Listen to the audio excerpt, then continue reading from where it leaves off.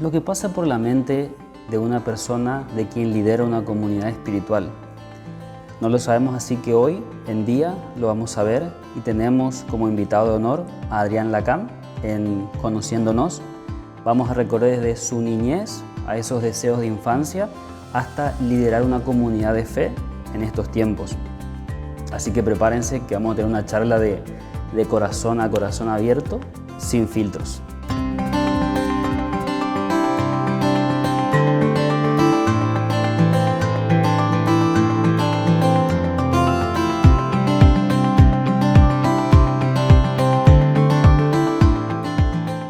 Bienvenido.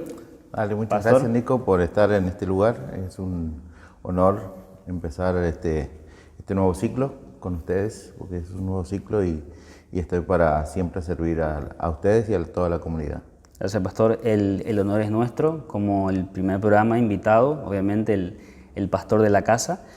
Así que hoy voy a dejar un poco de lado lo que es oveja, pastor. Claro y que sí. Voy a hablarle de persona a persona, Claro que de Adrián Lacam a Nicolás Flores. Por un momento me voy a tomar esa licencia. Así No hay que, bienvenido. Bien, pastor.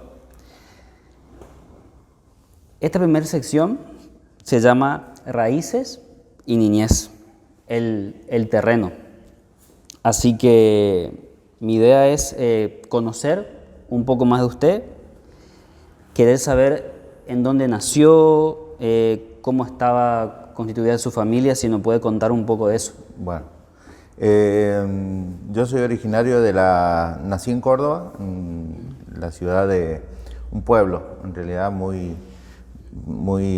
al sur, muy casi llegando a La Pampa y Buenos Aires.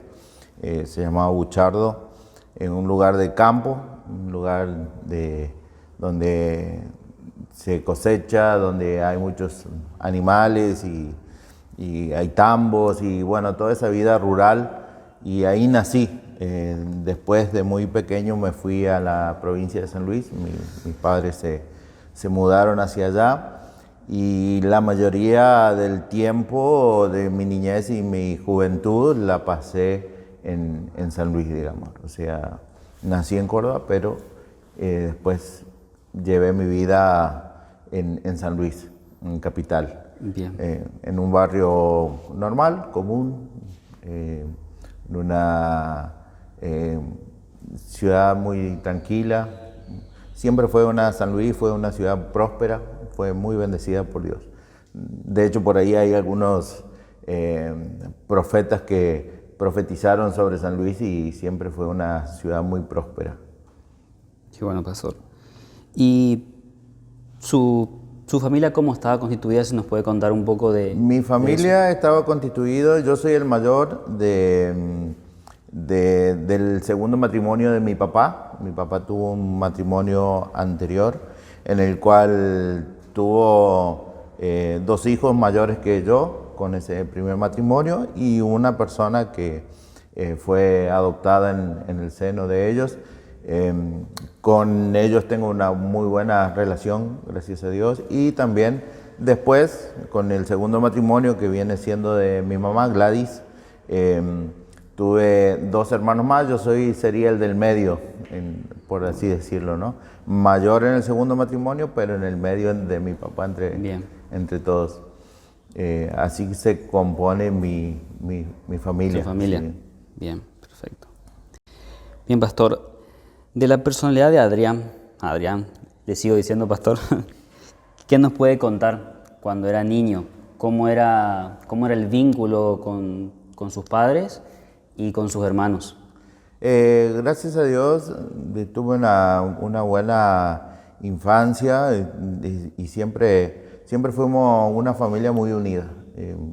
En realidad por la parte materna, ¿no? Porque por ahí por la parte paterna no tuve tanto contacto, pero sí en la parte materna fuimos muy unidos, y con mis hermanos igual. Hasta el día de hoy tenemos un muy buen vínculo, somos muy unidos, aunque por ahí la distancia, porque ahora estoy acá. Pero la amistad y la hermandad nunca se perdió con ellos. Siempre en contacto con Sí, con siempre ellos. en contacto, siempre estamos muy conectados, digamos. Después llevamos una vida familiar, siempre todos los domingos era juntarse en la casa de los abuelos y jugar y tener una buena infancia. La verdad que esos tiempos quisiera volverlos a ver ahora, ¿no? Esos tiempos de compartir, de estar, de esa niñez feliz. Hoy la verdad que se está perdiendo mucho eso. ¿Será que podemos decir que pasó una buena niñez, tiene buenos recuerdos?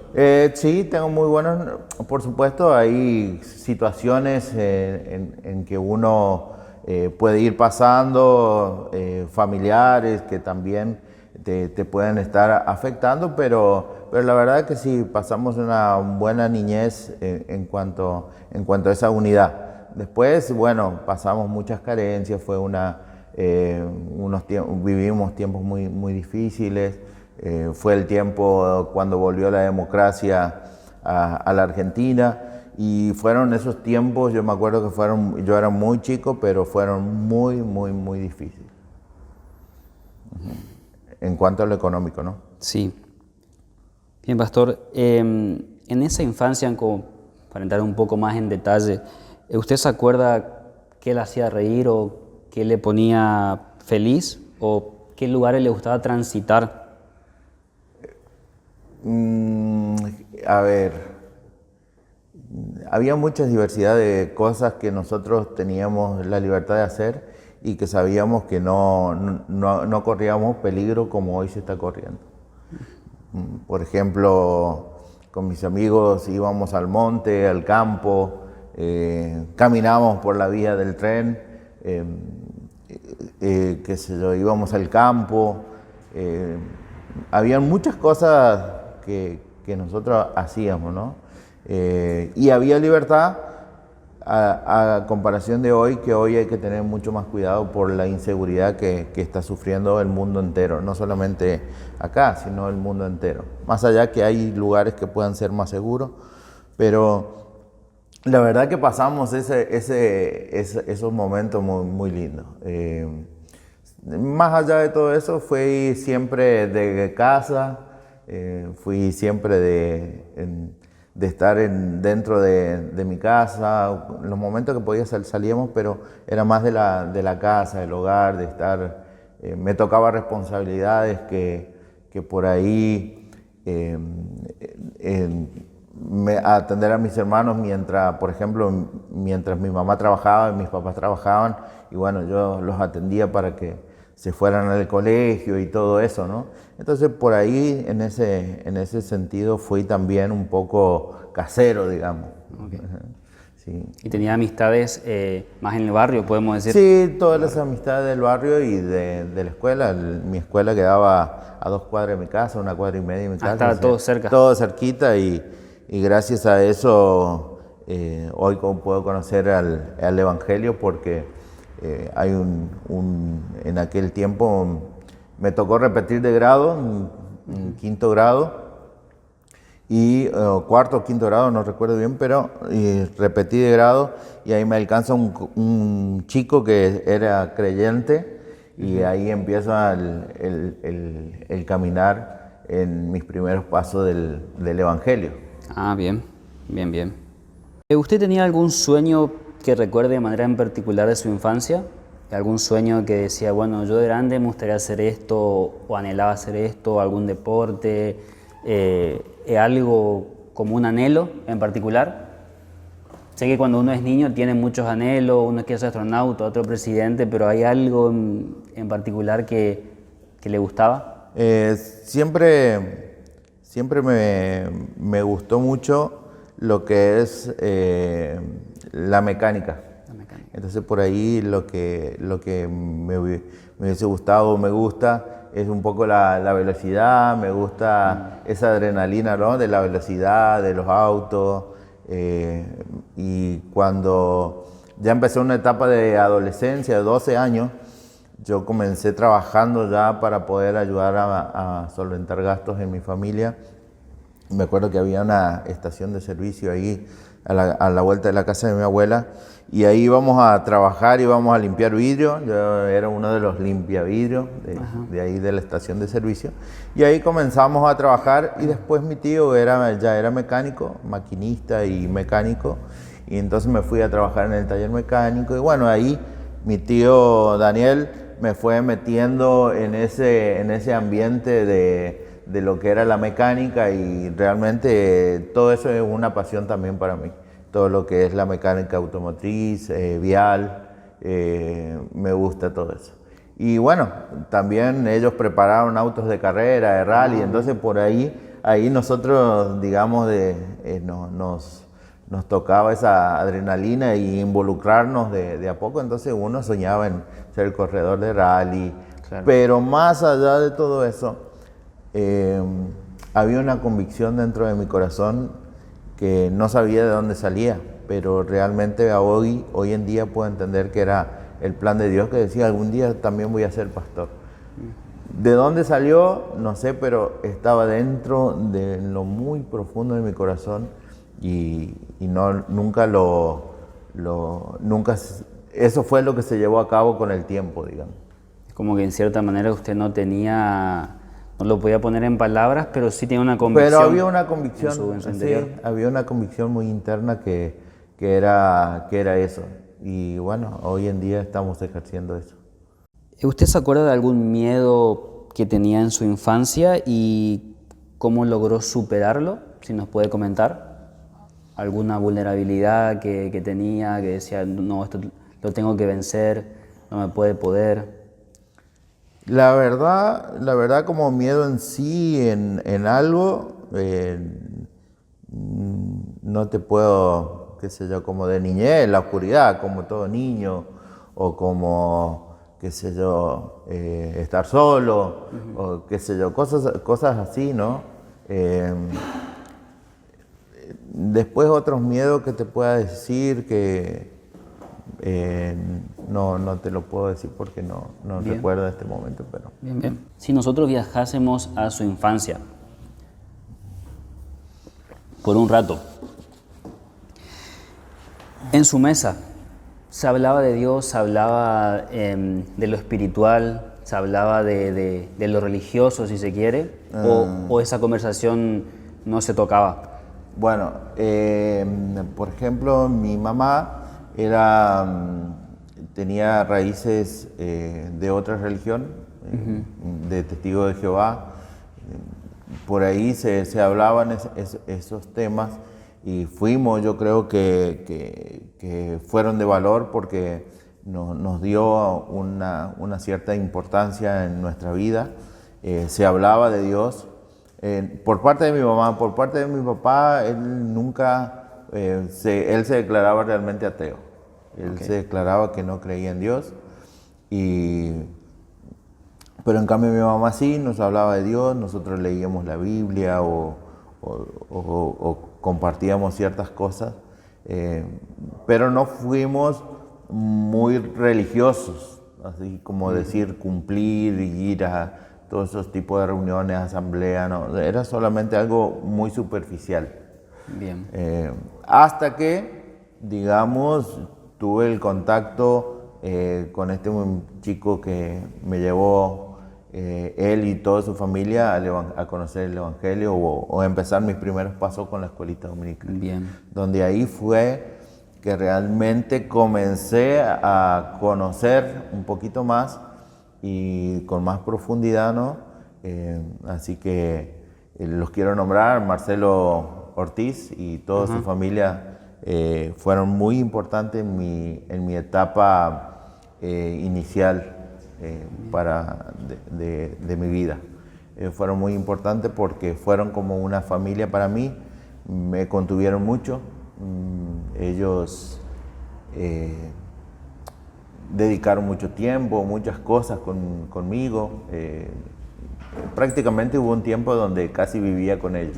Era como un hijo más. Sí, exactamente. De hecho, siempre se los agradezco en todas las oportunidades que puedo tener, porque realmente fueron la puerta para que yo pudiera llegar a conocer la palabra de Dios. Patricia Ortiz fue alguien muy importante en mi vida, me marcó mucho porque ella era una maestra de escuela dominical y ella tiene un amor incondicional con los niños, trabajó siempre con los niños y algunas veces me fue a buscar, eso fue lo que más me marcó en mi vida. Como una segunda madre, podemos decir. No tanto como segunda mamá, pero sí como alguien que demostró el amor de Dios en mi vida, el interés, la dedicación. ¿Sí me explico? Sí, sí.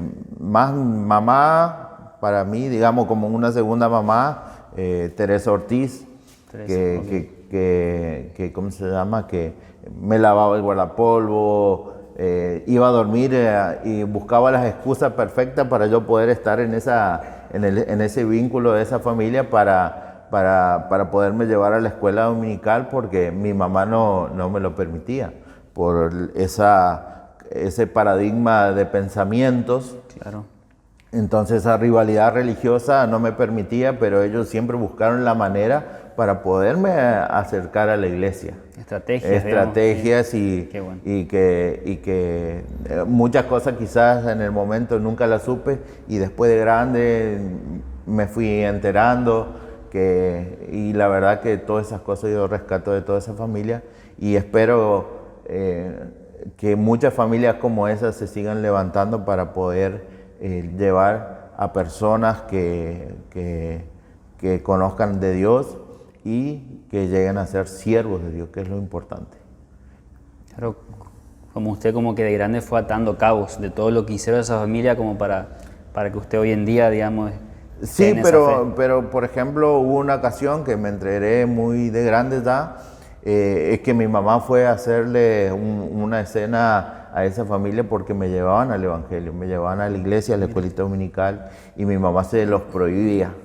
Pero ellos seguían buscando la estrategia para poderme llevar a la iglesia y a la escuelita dominical.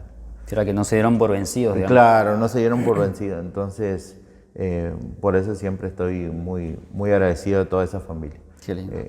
Creo que fueron parte del propósito de Dios conmigo, con mi familia y con todo lo que tiene que ver la iglesia hoy. Hay una pregunta que creo que usted ya me la contestó, pero era que si había alguna figura, abuelo, maestro, vecino, que sin saberlo o sabiendo le acercó a Cristo y reflejó el amor de Dios. Así que podemos decir que esta familia, ¿no es cierto? De manera particular. De manera particular, sí. Bien. Eso hablando en la etapa de la niñez, ¿no? Ah, ok. Porque después, bueno, empezaron en la adolescencia o juventud, ya empezaron a aparecer otras personas en mi vida que también me marcaron, ¿no? Claro, que fueron marcando. Bien. Hay algo que me gustaría que usted lo pueda ver, que lo preparamos con todo el equipo, que bueno, es de personas que realmente lo quieren a usted y bueno, no quiero adelantar nada, solamente quiero que lo pueda ver. Entonces ahí en el monitor. Hola, bendiciones. Yo soy Patricia de la provincia de San Luis. Voy a contar un poquito la historia de cómo conocí al pastor Adrián. Yo era la maestra de escuela bíblica y había dado un taller, una clase de tema de evangelismo. Y le había pedido a cada niño si podía invitar a un amiguito, a un vecino, a un pariente, y evangelizarlo, y si era posible de llevarlo a la iglesia. Fue así como Marcelo invitó a su mejor amigo, a Adrián, y así lo conocimos. Adrián empezó a ir a la iglesia, cada domingo lo veíamos, era el primero que llegaba, junto con Marcelo, y eran los últimos que se iban. Y no se perdía ninguna clase, participaba en todas las actividades, Y para mí es un orgullo de saber de que esa semillita que nosotros sembramos en él dio su fruto. Yo ahora puedo ver que es un gran pastor, que tiene su ministerio, que tiene su familia, una hermosa familia. Desde acá de San Luis queremos decirte, Tito, como te conocemos, con cariño, que oramos por tu ministerio, oramos por tu vida, por tu familia. Desde acá te mandamos un gran abrazo. Dios te bendiga, Tito.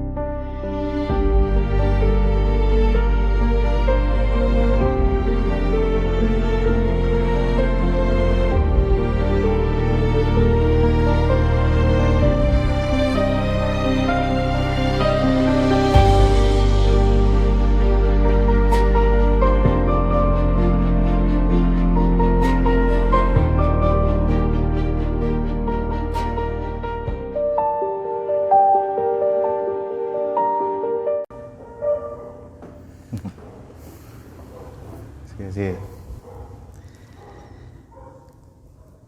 Bueno, ese fue un saludo de esa persona que usted ya me lo anticipó, me comentó antes. Bueno, fue un trabajo del equipo que le queríamos regalar a usted. Me emocionó mucho el mensaje. Gracias, pastor. Bien, acá tiene un poquito de agüita si quiere. Ahí en el video le mostramos algunas fotos. ¿Hay alguna en particular que nos quiera comentar? Vi que estaba ahí en su escuela, otro con su papá, en el caballo, con su familia. ¿Hay una en particular que lo recuerda? Y la verdad es que la de la estación del tren era cuando una de mis hermanas mayores se estaba regresando y fuimos a despedirla. Después, bueno, la otra fue tomada en la vereda de la casa, cuando estoy con mis dos hermanos más chicos. Y la verdad que me emocionó mucho verla. Bueno, me alegro. Entonces, la idea era poder llevarlo, transportarlo un poco a esa infancia que estábamos hablando, ¿no es cierto? Sí. Y poder llegar a esa sensación, digamos, de familia, de amistad. Y bueno, con esta señora que usted nos comentaba que fue una mentora y claro, que obviamente hasta hoy en día siguen en contacto. Así es, sí. Siempre que voy a San Luis trato de llegar y saludarlos y compartir unos momentos con todo ellos. En la palabra de Dios, pastor, encontramos que Dios se manifestó a diferentes personajes, Abraham como el Dios que le proveyó un hijo, que le proveyó y cumplió con las promesas que le había hecho. Y algunos de personajes en la Biblia dicen que Dios fue un papá, fue un maestro, fue un amigo. Nosotros queremos saber para usted, ¿qué fue Dios o qué es? ¿Qué es Dios para mí? Es el centro de mi vida. El centro. Okay. Es el todo. Uh-huh. Es el complemento de todo. Sin Dios no hubiese encontrado no hubiese ni encontrado ni hubiese tenido lo que Dios me ha dado. ¿Sí? Todo ha provenido de Él. Nada, si no hubiese sido de Él, nada hubiese sido. Si no hubiese sido por Él. Para mí es el todo. Okay. Podrá faltarnos algo, economía, algún familiar, pero para mí es el todo. Y si nos volvemos un poco al tiempo de su niñez, ya entrando en la adolescencia, cuando se manifiesta Dios en su vida, creo que no tenía usted la madurez que tiene ahora. ¿Hubo algún cambio de cómo Dios se manifestó o cómo lo puede expresar que fue Dios para usted en ese momento, digamos? Lo que pasó en la infancia, en mi vida, en cuanto al conocimiento de Dios, se basó solamente en un conocimiento teórico. Sabía que había un Dios, que te amaba, que te perdonaba, como un conocimiento. Yo creo que Job de oídas había oído, pero llegó un momento donde sus ojos lo vieron. Y ese momento llegó a mi vida. Pero para eso tenemos que entender algo que no todo el tiempo me basé o estuve dentro de la iglesia, porque a partir de los 12 años, cuando ya entramos en la adolescencia, salimos de la primaria los dos y cada uno ya agarró su propio camino. Él siguió una escuela, yo me fui a otra, después me fui a otra. Y él se mantuvo firme en un camino, yo me mantuve con mi amigo por otro camino, nos distanciamos, por así decirlo, y después, bueno, el ambiente económico, todo lo que fue esa parte, influenció en que yo me alejara realmente de las cosas de Dios, de la iglesia, de este amigo en particular de Marcelo, ¿no es cierto? De Marcelo, sí, más allá que por ahí nos encontrábamos y seguimos teniendo ese cariño y ese amor de hermanos, porque para mí no es un amigo, es un hermano. Pero ya no era lo mismo porque cada uno tenía sus obligaciones, sus compromisos, sus responsabilidades que eran diferentes y ya no compartíamos el tiempo, ese tiempo que compartíamos en un principio, ¿no? Entonces, bueno, él agarró su camino, yo agarré el mío. Como te dije, de muy chico empecé a trabajar. Mi tío, que también fue alguien importante en mi vida, Daniel Maina, fue alguien importante porque él en esa etapa fue mi papá. Él era mi padrino, pero él también fue mi papá, porque mi papá se dedicaba era guardia de seguridad y casi nunca estaba en casa, entonces yo empecé a tomar esa etapa o la mirada como alguien a quien seguir. Era a mi tío hasta los 17, 18 años. De hecho, a los 16 años comencé a trabajar en una empresa donde él me llevó, donde se hizo una excepción. Y estuve trabajando con él en esa empresa hasta que cerró. Cuando cerró, ahí empezó a haber un conflicto interno en mi corazón de querer conocer a Dios. O sea, desde los 12 hasta casi los 17 años empezó a haber un desorden en mi vida por no conocer a Dios, por no permanecer en el camino de Dios. Entonces ahí empezó a haber un desorden, ¿no es cierto?, en nosotros, sí. en mí, digamos. Para poder adentrarnos un poco más en detalle, vamos a pasar a la siguiente sección, que es juventud y transición. Lo denominamos como la época de la siembra, ¿no es cierto? La siembra. Me gustaría saber cómo siguió la personalidad de Adrián desde niñez a adolescente. Me comentaba un poco esto de que usted se alejó un poco de las cosas de Dios y hubo un desorden. Entonces, los desafíos que se presentaron, ¿se acuerda de uno en particular? Uno que le marcó. No, en realidad fueron muchas cosas que pasaron en ese tiempo, ¿no? Como te dije, siempre fuimos una familia muy humilde, pobres económicamente, y siempre fui ayudando a mi familia, personas que le ayudaba a mi mamá en cuanto a lo económico y a todo eso para poder cubrir los gastos necesarios. No tengo otro recuerdo. Sí, un momento en mi vida que fue muy drástico para mí fue cuando, por ejemplo, cerró esa empresa. Fue algo drástico para mí. Fue como un mover interno que aún me llevó a la depresión. Porque, o sea, fueron mis primeras experiencias de trabajo y ahí empecé con momentos depresivos. Es como que cerró de un día para otro. O sea, No, ya venía en un proceso, pero realmente de un día para otro nos dijeron hasta acá llegamos, muchachos, cada uno a su casa y... La incertidumbre de no saber qué hacer. Sí, exactamente. Y la verdad que eso fue un momento muy duro para mi vida.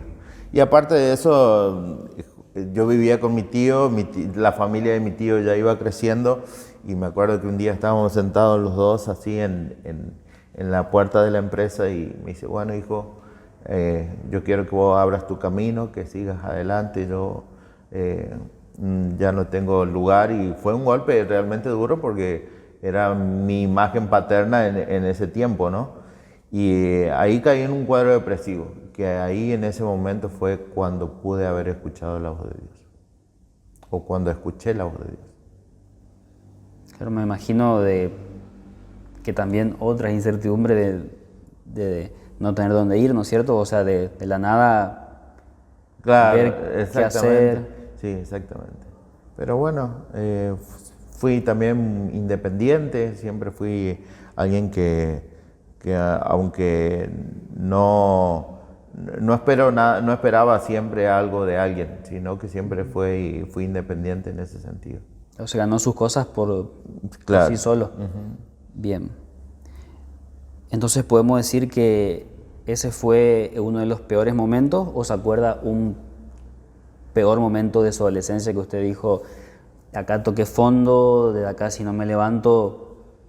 No, eso para mí fue en mi adolescencia, yo creo que el momento más bajo, ¿no? Más bajo. De ¿cómo se llama? De tocar a fondo emocionalmente. ¿Sí? Bien. Pero bueno, eso fue, yo creo que lo que Dios utilizó para que yo volviese y lo conociese. Claro, lo llevó a eso, ese momento. Exactamente. Bien. ¿Y un mejor momento de su adolescencia que se acuerde? Momentos buenos de adolescencia, muchos. Qué sé yo, disfrutábamos ir al campo, disfrutábamos mucho ir a bañarnos, ir a los diques, a los ríos, compartir con mis hermanos, mis amigos. O sea, no puedo decir que tuve una muy mala infancia, sino que bueno, hubieron crisis nomás, pero o adolescencia. No sé, no bien. Tengo... Bien. Fueron muchas más, para mí fueron muchas más cosas buenas que cosas negativas. Qué bueno. Bien. En su tiempo libre, ¿qué le gustaba hacer? Como para pasar el rato, me comentó que se juntaba mucho con sus amigos, pero ¿había alguna actividad en especial que usted esperaba un horario, un día para decir, bueno, quiero que llegue ese horario para ir a hacer esto con mis amigos o ir a hacer solo? ¿Hay algo que tenía más valor para usted que otras cosas? No tanto, porque como yo siempre estuve ocupado en la vida cotidiana o en el trabajo, en las cosas, entonces Lo único que llegaba el domingo y era el domingo, sí, el domingo de pasar en familia o ir a comer con tu familia y después ir a descansar. O sea, no había, para mí no había. Sí, lo que nos gustaba mucho era el tema de las competencias automotrices, el rally, esas cosas sí las esperábamos y nos íbamos con nuestros amigos, mi tío y todo eso. Preparamos un auto de carrera y nos íbamos a hacer las carreras esas, íbamos a correr. De hecho, el auto que preparamos siempre estuvo invicto, nunca ganó ninguna. Ah, nunca ganó. Ni llegó tampoco a ninguna. Y eso se hacía ahí, ¿no es cierto? En la ciudad, sí, en la ciudad. ¿En su ciudad? Sí, en la ciudad de San Luis. Pero la intención estaba. El momento, no, y aparte los momentos que se pasaban ahí eran muy lindos.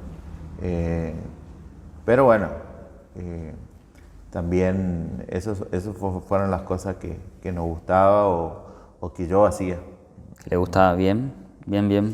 De hecho, cuando había que asentar el vehículo, agarramos, nos íbamos a los cerros y ahí preparamos y asentamos los vehículos. Bien. Así que ahí nuestras primeras experiencias de manejo en la adrenalina autos. Que nos comentaba. Sí.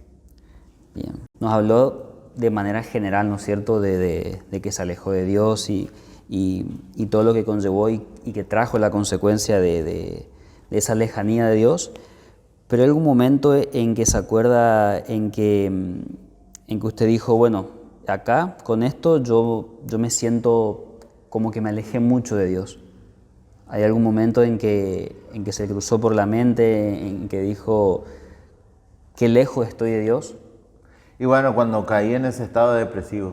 En ese estado depresivo. Sí, ahí fue cuando realmente entendí, porque en el trayecto de todo eso no es que me dejó Marcelo de irme a buscar. De vez en cuando él iba, me buscaba, me invitaba y solamente yo iba.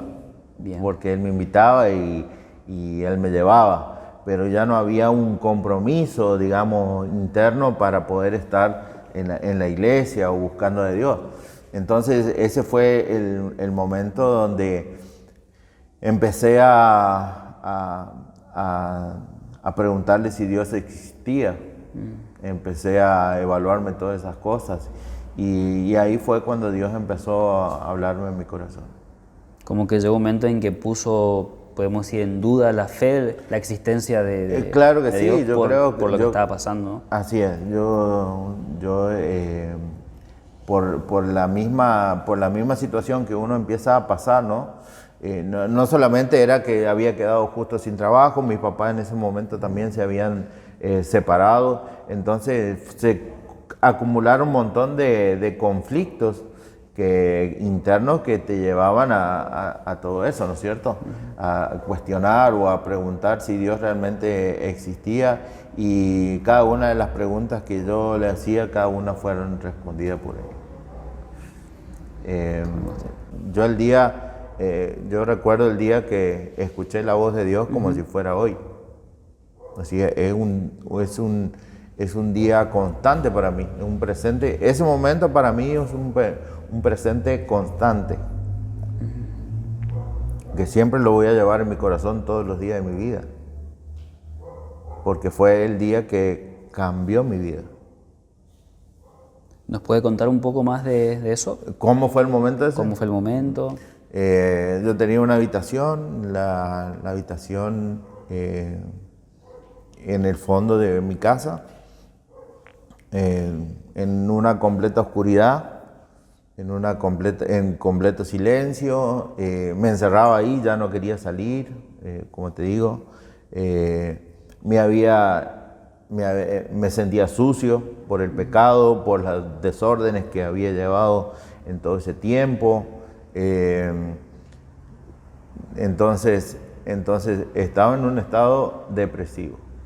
Mi mamá me buscaba, me quería sacar de ahí, pero fue un estado depresivo bastante fuerte que yo creo que muchos pasamos en alguna etapa de nuestra vida, de no querer levantarse, de no querer salir, de no querer enfrentar la vida, ¿no? Y entonces yo decía, Señor, si realmente vos existís, yo necesito. Y recuerdo que una noche eran de madrugada, estaba acostado y prendí la radio. Y agarraba una radio chilena. Y agarraba una radio de Buenos Aires. Me acuerdo que eran las AM en aquel tiempo. Sí, sí. Y escuché un mensaje de un pastor que la verdad era Dios desnudándome y hablando a mi corazón y a mi vida. Y ahí por primera vez yo pude decir, Dios me está hablando, Dios me está llamando y Dios me está diciendo que me ama, que me quiere. Y bueno, ahí empezó, desde ese día, desde ese momento, de esa noche, empezó un cambio en mi vida. Luego, en otra radio, a la otra noche, una radio chilena, me acuerdo el apellido del pastor era Chaparro, me acuerdo el predicador, nunca lo conocí, no sé quién es, pero emitía su programa sus prédicas por radio, y también Dios hablando a través de esa persona a mi corazón. Dios me está hablando, Dios. Entonces ese fue el momento que hubo un quiebre en mi corazón, en mi vida. Hubo un quiebre en donde dije, la verdad, Dios me está contestando todo lo que le estoy preguntando. ¿Y eso, pastor, pasó más o menos a los cuántos años? Y cuando tenía 17 años. 17. Eso ya cuando ya tenía 17 años. Y ahí viene la etapa más feliz de mi vida. Ok. El encuentro y el llamado. Me comentó un poco ya de ese encuentro, que podemos decir que fue un segundo encuentro, ¿no? O un encuentro verdadero. No, ese para mí fue el encuentro verdadero. Encuentro verdadero. Sí. Ok. Ese fue el encuentro único y el encuentro verdadero en mi vida. De llamado es otra cosa, otra etapa, otro tiempo, pero ese para mí fue el encuentro verdadero. Bien, que marcó el antes y después, vamos a decir. Exactamente. Bien. Ahí no hubo una persona, no hubo un maestro, no hubo un amigo, no hubo nadie. Ahí estuvo solamente Dios y yo. El puente hacia su rol actual, lo que hoy hace. Y le quería preguntar, ¿cuál fue el primer desafío de adulto que le obligó a buscar a Dios, no por cuenta propia, por su cuenta propia, perdón, y no por costumbre? Después, ¿no es cierto?, de ese encuentro, usted imagino que recapacitó, que estaba en su mente siempre y en su corazón lo que vivió. Ahí empezó todo en esa edad, a los 17 años, cuando vuelvo, ahí comenzó realmente un cambio, un giro en mi vida, en ese preciso momento. Empezaron, y ahí comienza el desarrollo de todo esto, de llegar hasta acá.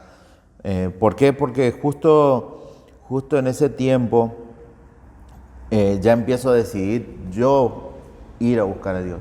Ya no es que me iban a buscar a mí. Ya fue una determinación que yo tomé en mi vida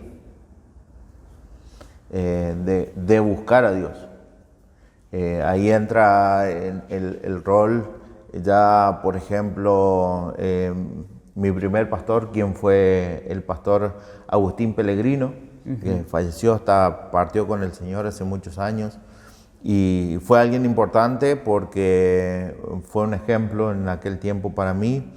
Y también el hermano de Marcelo, Carlitos, el esposo de Patricia. Él estaba como líder de jóvenes, bueno, y ahí empezamos a sentirnos involucrados y ya empezar a tomar otras determinaciones. Y aparte de eso, ahí sucedieron muchas cosas juntas. En tan poco tiempo empezaron a suceder muchas cosas juntas porque se casaba el hermano del medio de Marcelo. Se casaba con Claudia Castro, que es tía de mi esposa. Ajá. Y ahí empiezo yo a asistir. En todo ese tiempo fue también donde conocí en aquel tiempo a Carolina, mi esposa. Cuando usted recibe el llamado a liderar una comunidad, a ser pastor, ¿hubo resistencia interna en su corazón al llamado de ese liderazgo? ¿O usted ya de una dijo, heme aquí, podemos decir? Eso ya sucedió ya de grande cuando volvimos acá al Chaco. ¿Por qué te digo que era una etapa importante para mi vida aquel tiempo?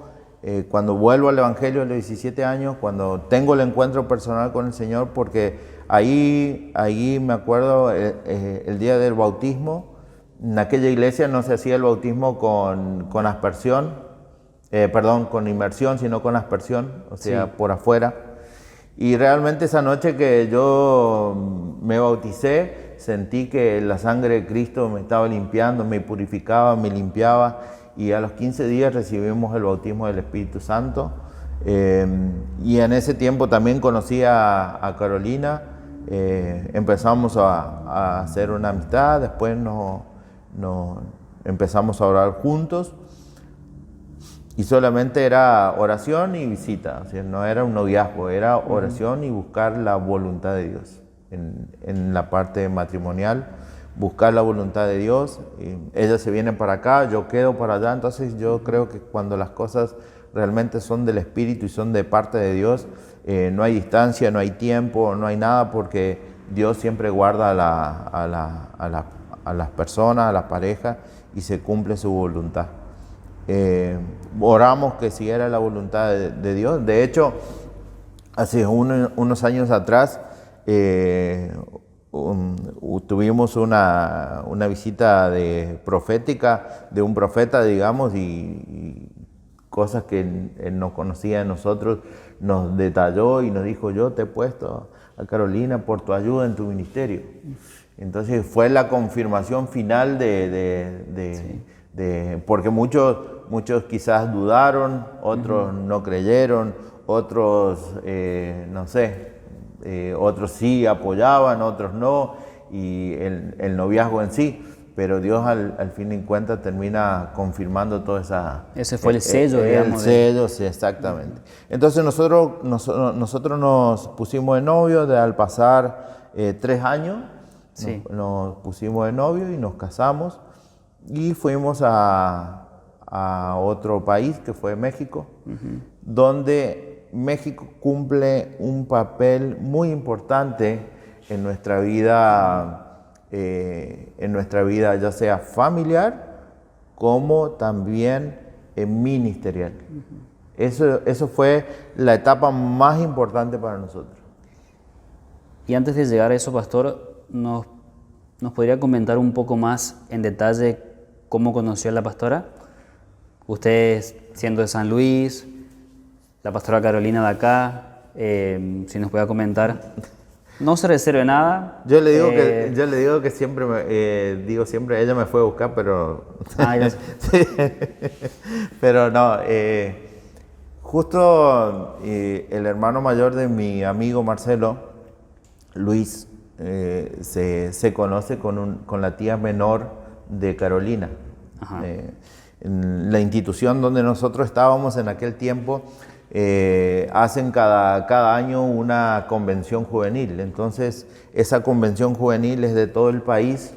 Entonces yo pienso que por ahí vienen, no sé cómo se conocieron ellos exactamente, pero la cuestión es que cuando yo tengo el encuentro con el Señor y regreso al camino, o sea, ¿dónde voy primero? A la casa de mi amigo. Sí, a contarle. Pues, a contarle y a buscar esa ayuda para que me ayude a volver por el miedo, por el temor, por... El que dirán. Claro, que mucha gente yo creo que pasa cuando se aleja de parte de Dios. Y entonces, bueno, ¿dónde es que vuelvo? Vuelvo ahí, a la casa de él, y me encuentro que estaban en una despedida de soltero y todavía no conocía hasta ahí a Carolina.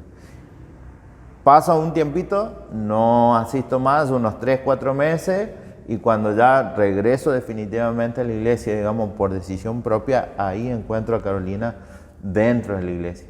Y no se me ocurre mejor idea que preguntarle a la tía, a la tía de ella, Claudia, le digo, ¿quién es la chica esa de pelo largo? Y entonces habían 2 personas que tenían pelo largo, pero me refería a decir. No fue muy específico. Sí, entonces, pero le digo, así, es mi sobrina. Y ahí empezamos nosotros a tener una, digamos, ellos fueron los que me ayudaron, Claudia y Luis, a que pudiera conocerla un poco más. Yo tenía 16, 17, estaba ya a punto de cumplir 18. De hecho, yo me estaba por ir a la escuela de mecánica de la Armada. Y tenía todo listo, toda la inscripción, todo hecho para irme a la escuela de mecánica de la Armada. Y cuando voy a la revisión técnica me encuentro que tenía un problema físico que no podía ir. Y si yo me hubiese ido, no hubiese conocido a Carolina hoy. Entonces, Dios tenía el control de todo y sigue teniendo el control de todas las cosas. Entonces ahí la conocí a ella, empezamos a tener una amistad, empezamos y fuimos amigos por 3 años, en el cual decidimos orar buscando la voluntad de Dios, hasta que bueno, se concluyó todo. Dios fue bueno, nos bendijo, siempre estuvieron presentes aún en el casamiento mi suegra, toda su familia. Estoy muy agradecido por eso, porque nos bendijeron mucho en ese tiempo. Bien. O sea que podemos decir que fue desde que le conoce a Carolina, que después pasa a ser nuestra pastora, unos 3 o 4 años, ¿no es cierto? Tuvimos y después se casa. 3 años, sí, exactamente. 3 años y medio más o menos, hasta que nos casamos. Justo el día que nosotros nos pusimos de novio fue el día de nuestro casamiento. Mira. Sí, ese mismo día fue nuestro día de casamiento. O sea, ¿buscaron eso o fue una coincidencia? No, siempre buscamos la voluntad de Dios, y Dios siempre ordenó, y sin darnos cuenta coincidieron la fecha y todas las cosas. Sí. Dios siempre tiene el control, y Él es perfecto y siempre preparó todas las cosas perfectamente. Me gustaría preguntarle, ¿qué es lo que le motiva a levantarse cada mañana? ¿Hay algo que dice que cuando abre los ojos y dice, me tengo que levantar, lo tengo que hacer? Lo que me motiva todos los días son dos cosas, ¿no? Importantes. Dios y mi familia. ¿Sí? Dios en el sentido de que qué Dios tiene, qué cosas nuevas tiene Dios para mí hoy, y qué es lo que yo tengo que hacer. Entonces eso es una motivación para saber que tengo algo que hacer, y es la voluntad de Dios todos los días. Entonces preguntarle a Dios cuál es su voluntad en el día de hoy, qué tengo que hacer, y agradarle a Él. Eso es una demasiada motivación, porque Dios es exigente. Dios quiere siempre algo más de cada uno de nosotros. Perfecto. Dios es amor, sí, pero también Dios es un Dios exigente. Bien.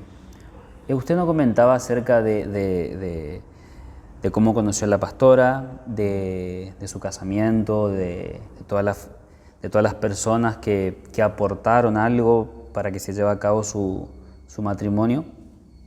Y me decía algo de que después de estar casados, de que se hayan casado, usted fue a México. Sí, ahí fue toda también una experiencia de parte de Dios. Y para mí fue el momento de preparación ministerial. O sea, uno se puede preparar en un libro teniendo ciertos conocimientos teológicos, ciertos conocimientos para manejar según la teoría. Pero realmente una cosa es tener una teoría y otra cosa es tener la práctica de esa teoría. Y la práctica de esa teoría no se desarrolla estando sentado. Eso se va desarrollando en el caminar de todos los días en el Evangelio. Entonces, cuando nosotros nos casamos y nos fuimos a vivir a San Luis. Estuvimos ahí un año y mi suegra se va a vivir a México. Entonces nosotros no teníamos hijos, no teníamos nada, y llega la crisis del año 2001-2002, donde la fábrica donde nosotros estuvimos, donde yo trabajaba, se cerró, despidieron a mucha gente. Entonces fue un momento muy, muy difícil, muy duro, y en aquel tiempo mi suegra ya estaba viviendo allá. Entonces, bueno, ella con mucho esfuerzo nos ayudó para que nosotros nos fuéramos a vivir allá con ella. Fue un esfuerzo muy grande que hizo, y también la mano de Dios, porque hubo muchas personas ahí que ni siquiera conocí ni conozco, que aportaron para que nosotros fuésemos allá a México. Pero cuando Dios está haciendo su plan, no hay economía, no hay nada que pueda impedir que el plan de Dios se cumpla. Entonces, bueno, mi suegra se termina yendo hasta Reynosa. Primero fue a Cancún, después fue a Monterrey, de Monterrey a Reynosa. Y ella, nosotros le decíamos, bueno, ¿cuándo vamos? Y sin saber nosotros poníamos presión, pero Dios siempre estuvo trabajando y proveyó todo lo necesario para que nos pudiéramos ir. ¿Hay un anhelo en ustedes de ir, o es porque no le quedaba quizás otra, o por la crisis que me comentaba? Era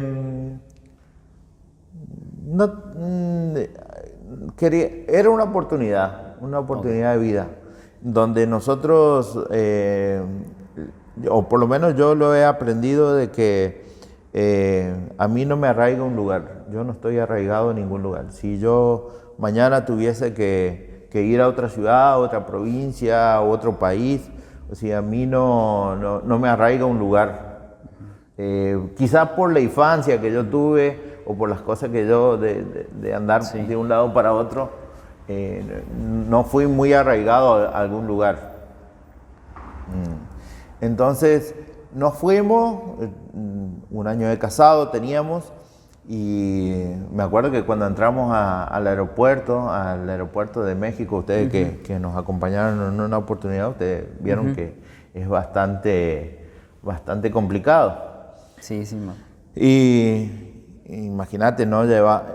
Justo ese día que nosotros viajamos, llevábamos una reserva de, por decirte, $150, ¿no es cierto? ¿Qué pasó? Justo ese día el gobierno pone impuestos en el aeropuerto, que había que cobrar un impuesto. La cuestión es que de esos $150, 120 eran de impuestos, y nos quedaban $30 para poder nosotros ingresar a México y tomar otro colectivo, porque desde Ciudad de México hasta Reynosa, Tamaulipas, son como 1.300 kilómetros. Sí. Entonces, el pastor de allá de Reynosa nos había pagado los boletos de México hasta Reynosa, ¿no es cierto? Sin conocernos, la verdad que ya quiero llegar ahí. Ingresamos al país y me dice la chica de migración, ¿a dónde van? A Reynosa. ¿Y cuánto dinero llevan? Y le digo, $30, yo en mi inocencia. Sin mentir, la verdad, era algo ilógico, digamos. Y la chica de migración se empieza a reír. Pensó que le estaba tomando el pelo, no sé, que le estaba bromeando, pero realmente puedo entender que era el plan de Dios. O sea, y ahí no le hizo ni un escándalo, No, nada. no, Le dejó. no, se largó a reír, se reía, él, 30, se reía así como, bueno, pasen, y nos selló el pasaporte y pasen. O sea, es algo ilógico que alguien, que un país te deje entrar con $30 en tu bolsillo. O sea, ¿cómo vas a comer? ¿Dónde vas a vivir? O sea, nosotros ya llevábamos realmente la intención de quedarnos ahí, ¿me entendés? Pero como te digo, siempre fue la mano de Dios. Siempre fue la mano de Dios. Entonces, bueno, fuimos hasta Reynosa. Ahí, en Reynosa, nos acobijó alguien que fue muy importante para... disculpa. No, tranquilos. Para nuestra vida, que fue Francisca Bravo Zuno, de Zuno. Le decíamos nosotros Panchita, fue la mamá de nuestro pastor, quien es ahora mi pastor. Y nos acogijó en su casa, nos dio todo, nos abrió todas las puertas y la verdad que no tengo ningún mal recuerdo. Fue una mujer que marcó nuestra vida, fue una mujer de fe, de amor, y quiero resaltar esa mujer porque el amor que ella tenía, en pocas personas lo he podido ver. O sea, el amor de ella era tan grande que veía a gente indigente que estaban hechas todas sus necesidades y ella bañarlos sin tener recelo, sin tener algún prejuicio, de agarrar y ir a lugares a pedir comida, tener comida guardada en su refrigerador para darle a toda la gente que necesitara. O sea, el amor de esa mujer fue muy grande. El testimonio de esa mujer para mí fue muy importante. De hecho, en el 2018, cuando la vi, después de casi 10 años, se quebró mi corazón. Nos vimos, no nos podíamos saludar de la emoción que tuvimos en ese encuentro, y la verdad es que estoy muy agradecida a Dios por haberla cruzado en nuestras vidas, en nuestros caminos. Fue una mujer muy importante. Y su hijo, Isidro, él no fue nuestro pastor, él fue nuestro papá. Fue nuestro papá y sigue siendo mi papá espiritual. Porque una cosa es ser pastor y otra cosa es ser un papá espiritual. Pablo decía, yo por quien sufro dolores de parto. Entonces se ponía en lugar de papá, de mamá. Y el pastor Isidro Zuno, fue nuestro papá en todo tiempo, fue nuestro contenedor, fue nuestro amigo, y bueno, hasta que tomamos la decisión de volver. En todo ese tiempo fue nuestro mayor tiempo de preparación ministerial. Pastor, ¿y hay algo en particular que nos puede comentar que usted dijo, no, esto no lo hace un pastor, esto lo hace un papá espiritual por Isidro? ¿Hay algo que le quedó en su corazón? Más allá de que creo que fueron muchas cosas. No las alcanzaría a enumerar porque fueron muchas cosas. No fueron muchas, fueron muchas cosas. Pero una de las más que realmente fue la más que nos marcó más, digamos, fue cuando nació Adiel, y nuestro primer hijo. Y Adiel se enfermó, estaba enfermo él, se enfermó Carolina y me enfermé yo. Y los tres estábamos sin trabajo y siempre él estuvo y nos bendijo nuestra vida, nos ayudaba a pagar el alquiler, nos traía alimentos. O sea, pasamos un momento como cualquier familia, ¿no? Pero él siempre estuvo presente con los hermanos de Reynosa, que como yo digo, no son nuestros hermanos, son nuestra familia. Ellos, todos los hermanos que estuvieron con nosotros, no fueron hermanos, fueron amigos y fueron familia. ¿Hay alguna parte, ahí podemos decir, de que su corazón estalla? ¿Alguna parte en donde se quedó en esos recuerdos, en esas atenciones, en esa mujer que nos comentaba de la mamá de Sí, Isidro? no solamente, digamos, toda la gente en realidad que nos rodeó siempre fueron gente que nos hicieron sentir muy bien, como esa familia. Por ejemplo, te voy a dar otro ejemplo, Karina Cantú, su mamá Yonia. Karina Cantú fue una joven de la iglesia que nosotros tuvimos el honor de poder ayudarle en sus primeros pasos, en sus comienzos.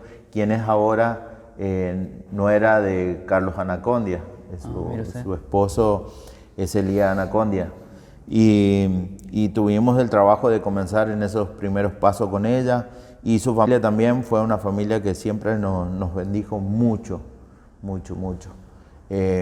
Después, bueno, hubieron otros hermanos de la fe que siempre estuvieron presentes. Si pecaría si los empiezo a nombrar a todos, claro, porque me voy a olvidar siempre de algunos. Entonces, hay mucha gente que conocimos en aquel lugar y que fueron parte de nuestra familia. Entonces, parte de mi familia, yo siempre digo, está en Reynosa. Y yéndonos un poco más a Adrián Lacam, la persona, me gustaría saber cómo usted logra que su ministerio sea un genuino reflejo de su intimidad con Dios y no solo una rutina. Porque yo creo que alguna vez quizás se hizo esa pregunta y todo aquel que está en un caminar espiritual, yo creo que se puede hacer esa pregunta de decir, bueno, ¿cómo sé si mi intimidad es genuino y cómo sé que no caigo en una rutina?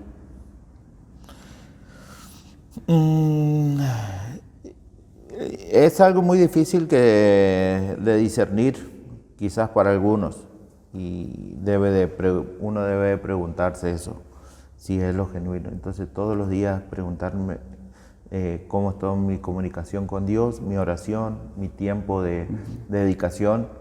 De por sí el ser humano siempre ha sido rebelde y será rebelde en todas las áreas. Uno va aprendiendo obediencia, así como el Señor mismo en su caminar aprendió, dice la Biblia, obediencia. Así nosotros cada vez vamos aprendiendo esa obediencia. Y en esa obediencia yo creo que ahí es cuando recién uno puede decir, voy a reflejar la imagen de Dios. Mientras no hay obediencia en nuestra vida, no. Dios mismo, Jesús mismo fue obediencia. Bien, bien, bien. ¿Cómo usted pone en balance su llamado como pastor y lo que nos enseña la Escritura a servir a todos? ¿Cómo lo equilibra? A ver.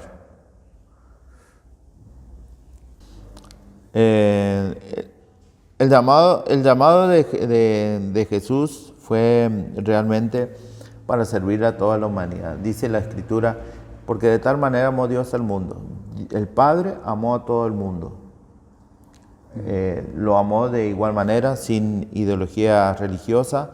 No le importó la raza, no les importó la lengua, sino que Jesús vino a morir por todo el mundo.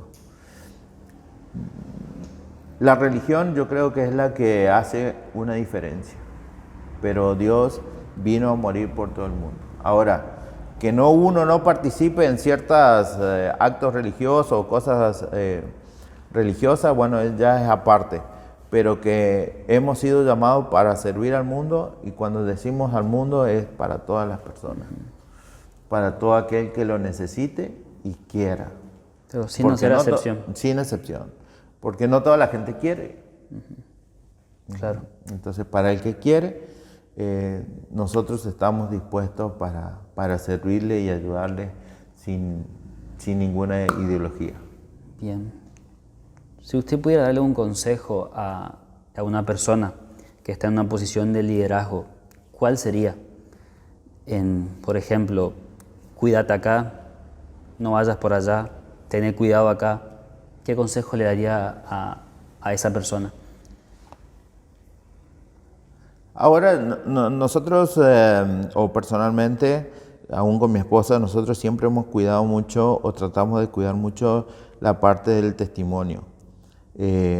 Y hoy entendemos realmente de que debemos de tener la imagen de Cristo. Entonces, la pregunta sería, o el consejo sería, ¿lo que estás haciendo, lo haría el Señor? ¿Lo que vas a hacer, lo haría el Señor? Entonces, si nosotros queremos adquirir la imagen de Cristo, esa es nuestra mejor opción. El mejor consejo es parecerte cada día más al Señor Jesucristo. O sea, tomar las decisiones que el Señor tomó. Las pisadas y las huellas que el Señor tomó. Es como vivir de la fe o con la fe que uno profesa, ¿no es cierto? Vivir esa fe. Sí, exactamente, porque una cosa es la teoría, como decía en un principio, o sea, vos lo podés aprender versículos bíblicos, podés saber muchos versículos bíblicos sobre la fe de memoria, pero cuando llegan las circunstancias adversas en nuestra vida, ahí es cuando realmente debo de poner en práctica, y ahí yo me doy cuenta si realmente aprendí o no aprendí.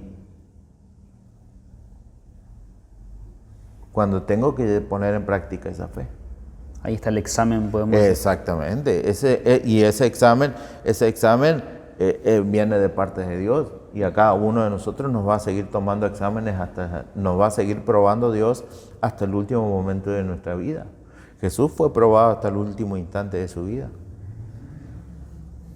Bien, perfecto. Entonces, el consejo sería que viva esa fe. Que viva la fe viva. Y que busque ser la imagen de Jesús. O sea, que Jesús sea reflejado en tu vida o en su vida. Entonces, si yo me estoy enojando, yo de por sí, todos nosotros como seres humanos tenemos en nuestro carácter y en nuestra forma de caminar o de ser, ciertas marcas que no corresponden a la imagen del Señor, sí, que nosotros las tenemos que ir recuperando. Yo decía en un principio, Dios no cambia el carácter, y después yo me di cuenta que estaba totalmente equivocado. ¿Por qué? Porque el carácter, el Señor Jesús, si yo debo o quiero reflejar esa imagen, una de las cosas que debe cambiar en mi vida es el carácter.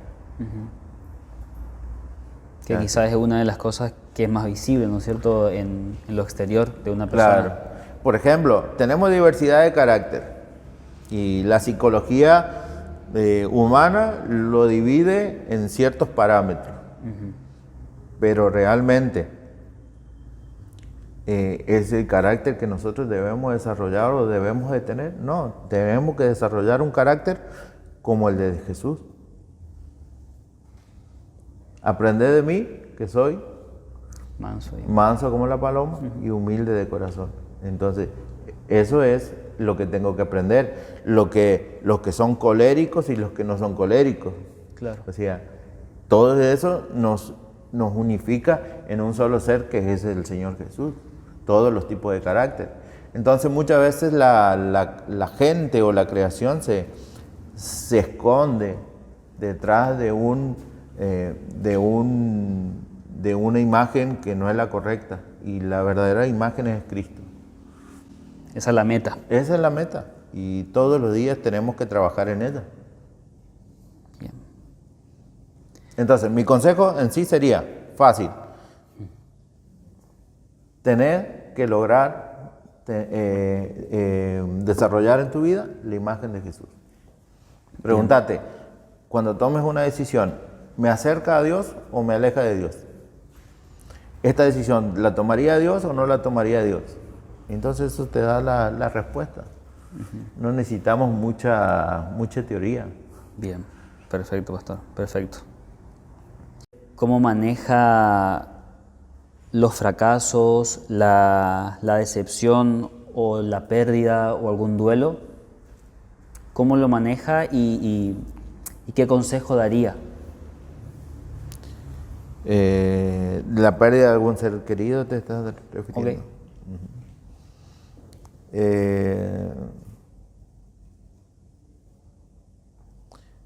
Llega un momento que como pastores nos enfrentamos tanto a situaciones como esa que realmente se nos hace algo normal.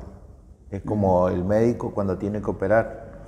Si le hace algo normal y ya no tiene temores, ya no tiene más seguridad en lo que hace.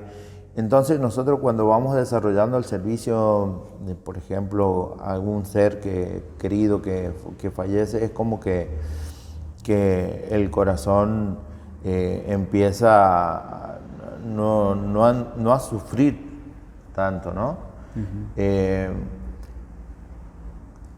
Pero llegará el momento que te tocará un ser querido más cercano que ahí va a salir toda la humanidad que nosotros tenemos. Claro. Y la vamos a tener que demostrar.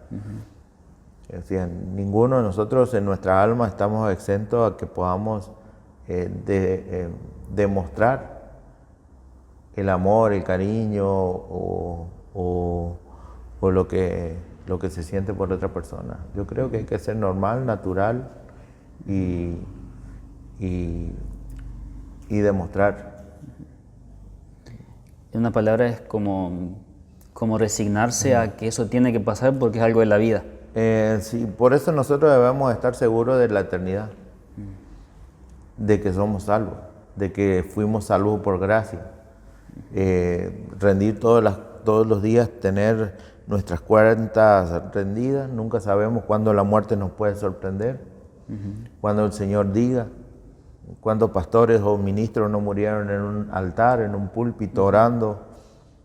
Entonces, uno debe siempre estar preparado y con las cuentas en claras con todos. Al día. ¿No es cierto? Ministro o no, la comunidad, la iglesia debe estar en esa misma situación, preparado. Y quiero decirte algo, cada día no es un día más, es un día menos en esta tierra. Perdón. Mucha gente dice, bueno, un año más. No es un año más, es un año menos que nosotros estamos en esta tierra. Y la pregunta que yo le haría a todos, ¿estás aprovechando bien tu tiempo? ¿Estás seguro que estás haciendo la voluntad de Dios? Ahí ya cambia el un año menos a un año más. Ya como uno presta más atención. Porque nosotros lo hablamos en la iglesia y porque ya nos vamos a la eternidad y ya nos vamos al cielo. Y sí, perfecto. Pero no estás preparado para hoy o para mañana. Lo vemos tan lejano y que muchas veces se convierte en tan cercano.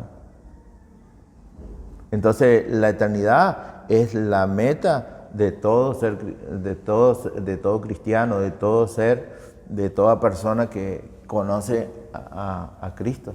Jesús mismo dijo en San Juan, dijo, yo estoy en este mundo, pero no soy de este mundo. Vosotros estáis en este mundo, pero yo no soy de este mundo.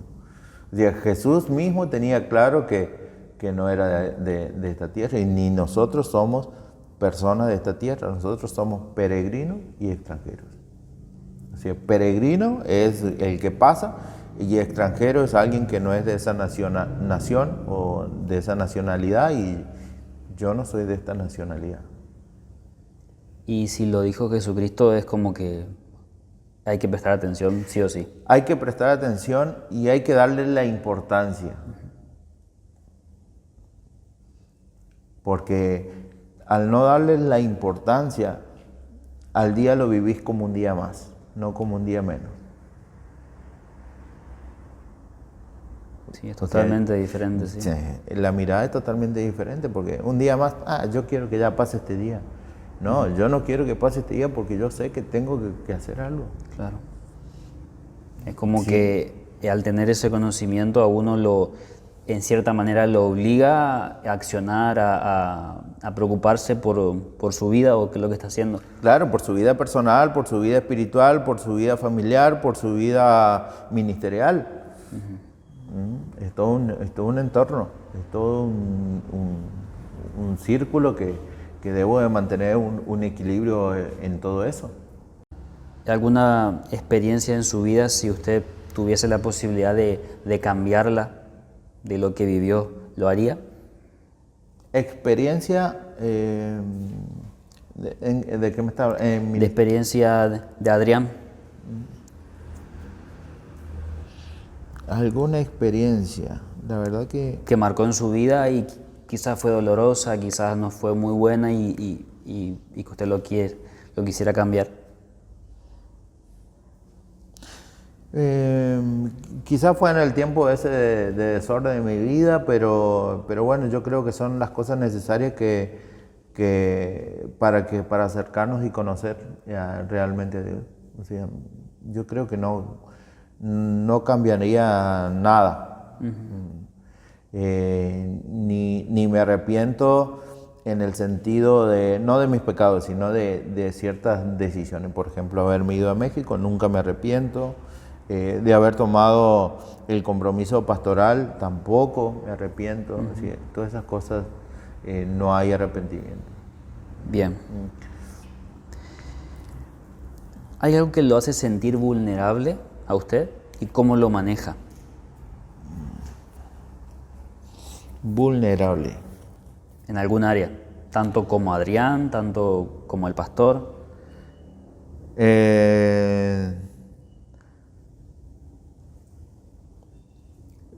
Puede ser alguien que esté mejor preparado que yo en lo ministerial.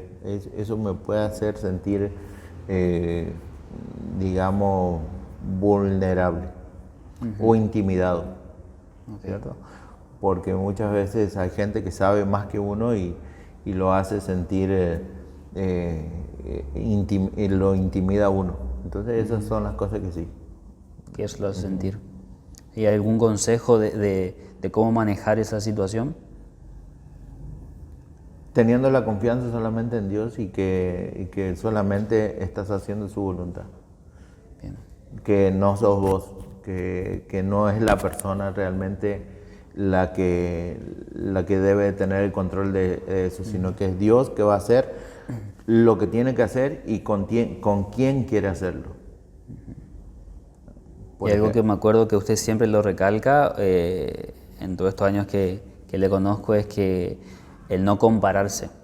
Eso me acuerdo siempre de usted en las reuniones, en el altar, en las precas, que siempre nos recalca el no compararse, porque cada uno tiene su fuerte, digamos, su potencial diferente al otro. Y que creo que viene muy a esta pregunta, ¿no es cierto? El que cada uno tiene lo suyo. Todos nosotros tenemos un diferente llamado y diferentes ministerios. Por ejemplo, Dios estableció 5 ministerios y cada uno lo debe cumplir, ¿no es cierto?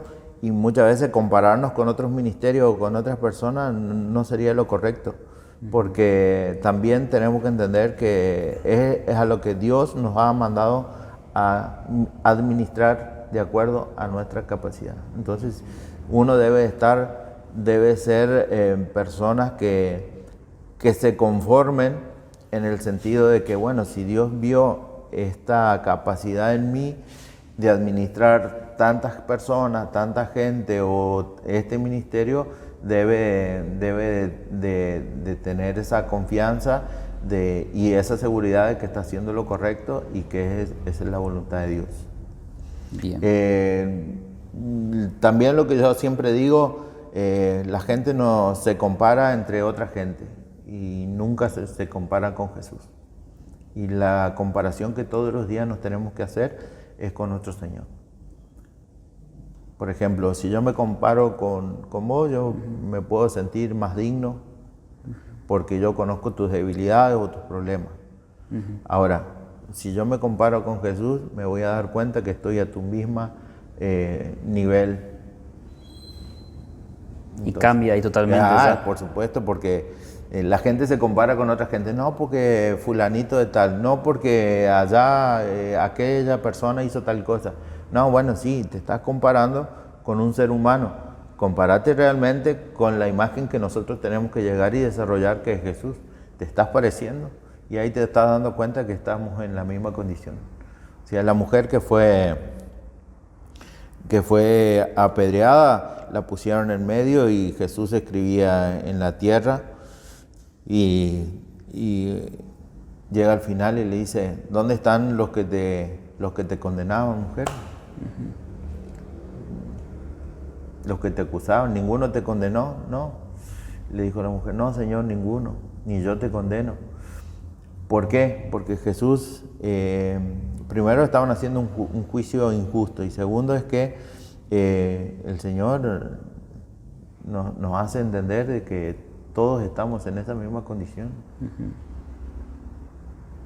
Sí, que somos humanos queriendo tener la estamos imagen. Desarrollando y ninguno somos más que ninguno. Perfecto. Muy claro, pastor. Si usted tuviese la posibilidad de volver a ser ese niño que fue, ¿usted qué le diría a ese niño sobre el camino que Dios tenía preparado para usted? Lo único que le diría es que no se hubiese apartado en esos años que se apartó. Y que hubiese seguido firme en el camino en esa temporada. En ese camino. Perfecto. Bien, ya me contestó algo de manera anterior, pero hay algo que le inspira a seguir adelante.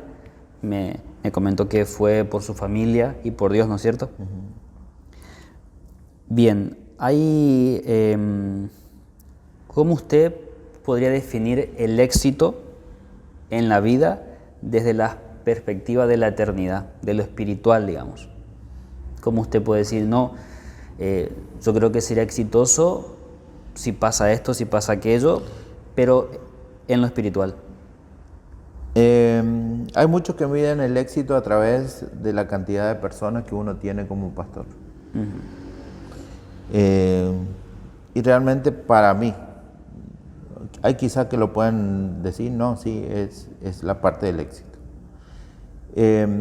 Para mí no es el éxito personal la cantidad de personas que yo puedo tener en una congregación, sino para mí el verdadero éxito es que Dios diga, cuando yo llegue el momento de entregarles mi cuerpo al Señor y decirle, bueno, Señor, decir como Pablo, he terminado la buena batalla.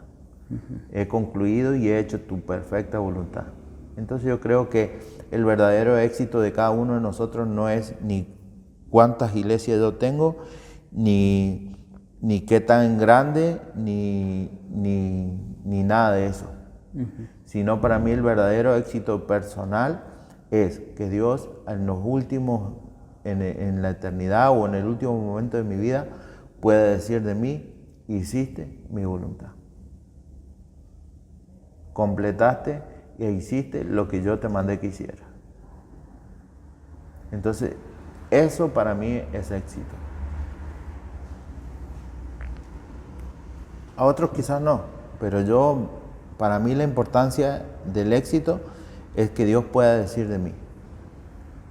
Perfecto. Cumpliste, llegaste, peleaste la buena batalla y culminaste. Terminó, Sí. acabó la fe.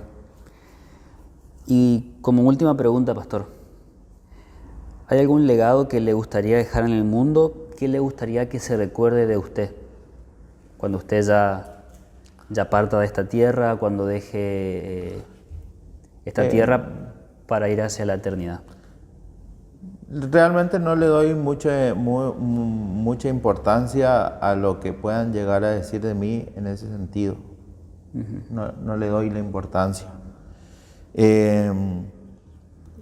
Como siempre les he enseñado a ustedes, la iglesia no se sustenta por mí. La iglesia o por el ministerio pastoral. La iglesia se sustenta por el Señor y por todos. Entonces, yo creo que el día de mañana, que el día que el Señor nos llame a su presencia, o que el día que el Señor dice, bueno, se tienen que ir a otro lado, el Señor ya va a tener personas disponibles para que el llamado que Dios ya hizo o su plan ya eterno ya siga cumpliéndose en este lugar.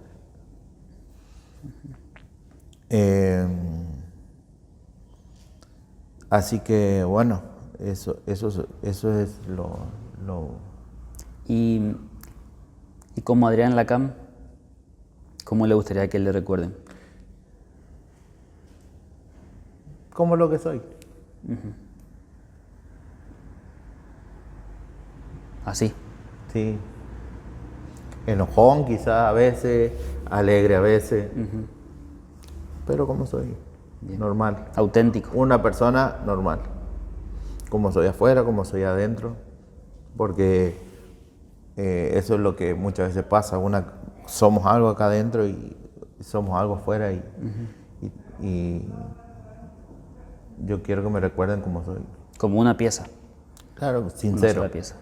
En una sola parte. Bien. Yo lo único que quisiera contar el testimonio que no lo desarrollé y que sí es algo importante para mi vida, fue el momento del llamado. Ajá. Porque lo hablamos muy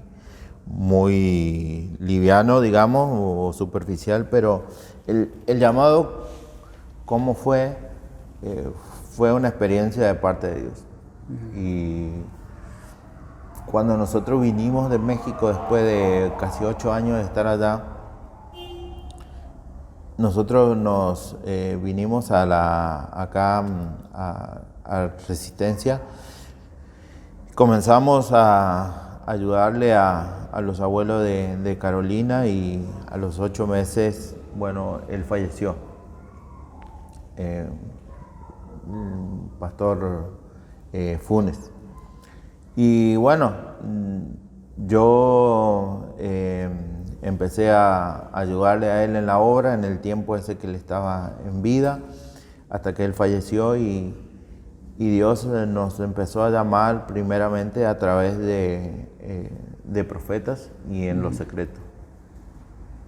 Dios siempre se manejó en lo secreto y ahí nosotros tuvimos el primer llamado de parte de Dios.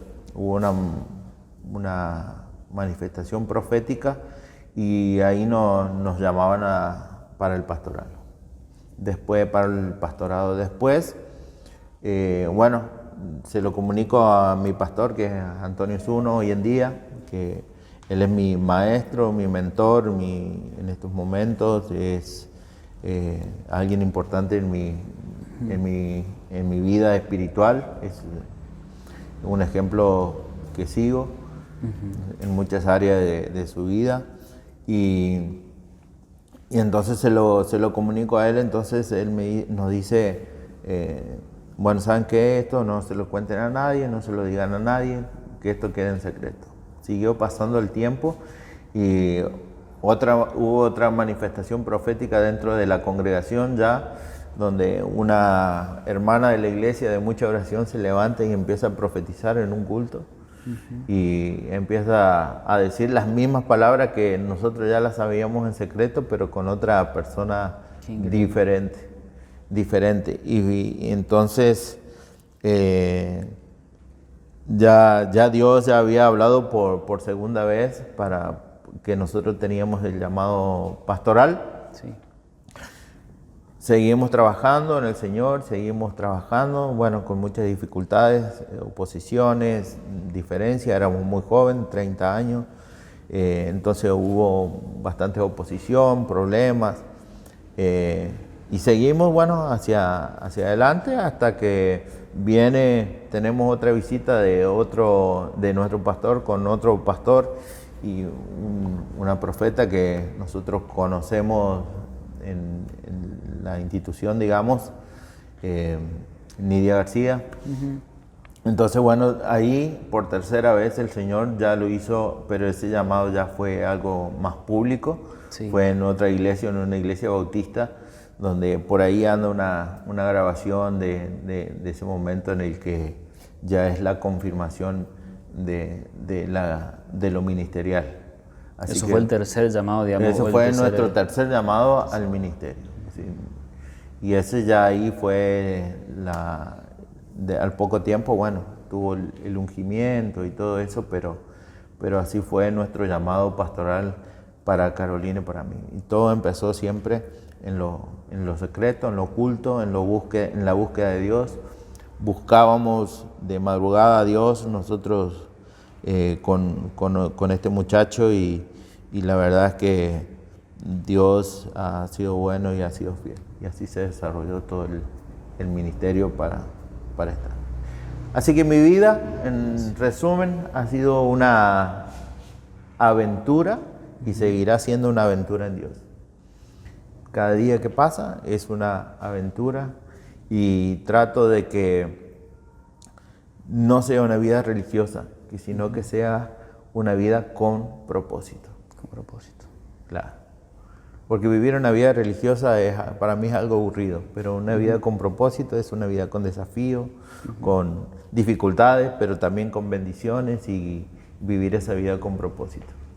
Uno no se puede aburrir de esa vida. No, claro que no. Todos los días tener un desafío nuevo. Bien, pastor. Y si no sale un desafío, me busco el desafío. Que haya. Sí. Bien, pastor, yo le agradezco mucho por este tiempo. Le agradezco por esta charla tan íntima que creo que no recuerdo haber tenido con usted esta charla tan íntima así con tantos detalles. Así que le agradezco por su tiempo, por su predisposición y por enseñarnos que somos seres humanos, pero guiados por lo divino, por lo eterno. Así que gracias por inaugurar este primer episodio de Conociéndonos. Y bueno, nos vemos en el siguiente episodio. Claro que sí, estamos para servir y en todo lo que podamos contribuir siempre. Estamos al servicio de Dios y de la comunidad. Gracias. Para eso fuimos llamados y creados. Gracias, pastor. Bueno, Dios les bendiga a todos y a todos los que van a estar viendo este video. Quiero bendecirles y agradecerles por su tiempo.